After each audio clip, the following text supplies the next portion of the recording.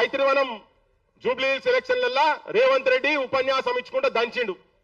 అరే పెద్ద ఆయన ఎన్టీ రామారావు విగ్రహం పెడతా అంటే ఇక్కడ ఎవడొద్దంటాడా, ఎవడైనా వద్దన్నాడు ఉంటే వాడిని మూసిలేసి తొక్తా అని. ఇప్పుడు నిన్న మొన్న ఈ తొక్కే భాష ఆడికెళ్ళి వచ్చిందని నాకు అర్థమవుతలేదు. ఏం దొక్కుతారో పెండనా మరి ఏం దొక్కుతారో మాకు అర్థమవుతలేదు. కానీ రారా నాయన నువ్వు ఆడికి వస్తావు రా, మరి మూసికాడికి వద్దాం, నువ్వు నేను వస్తావా లేకపోతే నీ ఆలోచనలు కట్టుకొని ఇక్కడ మైకులు పట్టుకొని కూర్చుందామా అంటే పత్తలేదు. కానీ ఆడ అనంగానే తెల్లారి మా బీఆర్ఎస్ పెద్ద మనిషి మా కేటీఆర్ సాబ్ కూడా చెప్పిండు, నేనేం తక్కువ తిన్నా, ఎన్టీ రామారావుకు మేమే ఎక్కువ చేసినాం, నువ్వు రా మైత్రివనంలో మేమే విగ్రహం పెడతాం, కాంస్య విగ్రహం పెడతాము అని అన్నాడు.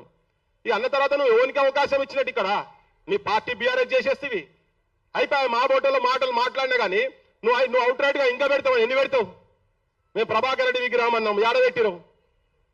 పైడి జయరాజన్నం ఏది? ఆఖరికి మంచో చెడో మా శ్రీనారాయణ రెడ్డి దాన్ని పెట్టినా లేదు. మా సుక్క సత్తయ్య కొన్ని వేల ప్రోగ్రాంలు ఇచ్చిండు, ఆయన విగ్రహం పెడతారా? పెట్టరు.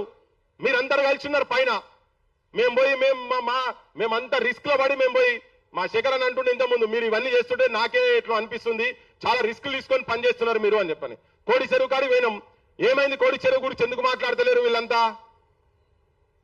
బీఆర్ఎస్ కావచ్చు, ఎవరు ఎందుకు మాట్లాడతలేరు? కొంతమంది లిప్ సింపతి గురించి మాట్లాడతారు. ఇవన్నీ జరుగుతున్నాయి కాబట్టి తెలంగాణ సమాజంలో వాళ్ళకేం ఏమైందంటే ఈ పైనుళ్ళు అందరు మా చేతులలో గివిలతో ఏమైతుంది కానీ గుర్తుపెట్టుకోండి, మా సొంటి వాయిస్లతోటే రేపు తిరుగుబాటు వస్తుంది, బరాబర్ తిరుగుబాటు వస్తుంది. ఆయన విగ్రహం పెడతా అంటాడు, ఈయన కాంస్య విగ్రహం పెడతా అంటాడు. తనకు సంబంధించిన వాళ్ళు వీళ్ళు మైకులు పట్టుకొని కూర్చుంటారు. పాండే ఓ మా ముఖ్యమంత్రిని మెడ నరుకుతాం అంటే మేము అందరం ఉన్నాము. వాళ్ళు 100 మంది కౌరవులు అయితే అప్పుడు చెప్పిండు ధర్మరాజు చెప్పిండట, ఇదే వేదిక మీద చెప్పిండు ఒక పెద్ద మంచి సారు.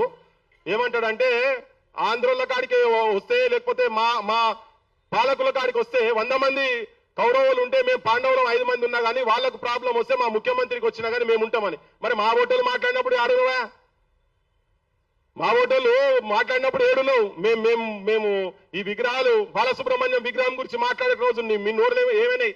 రాజకీయ పార్టీలకు ఉపయోగపడేటందుకు కాదు. తల్లి తెలంగాణ ఏడుస్తున్నది.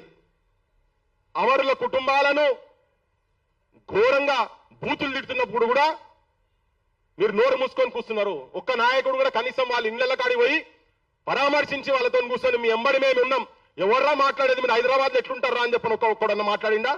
నేను అందరు అడుగుతున్నా, బీఆర్ఎస్ వాళ్ళని ఎమ్మెల్యేలు ఓపెన్ గా మాట్లాడుతున్నా, నేను బీజేపీ వాళ్ళని కూడా గురించి కూడా మాట్లాడుతున్నా. మారువాడోళ్ళు ఎక్కడికి వెళ్ళి వచ్చి ఇక్కడ ఇల్లీగల్ దందాలు చేస్తున్నటువంటి వాళ్ళ చుట్టూ మాత్రం మీరు ఉంటున్నారు, వాళ్ళకు రక్షణ కవచం లెక్క మీరు ఉంటున్నారు.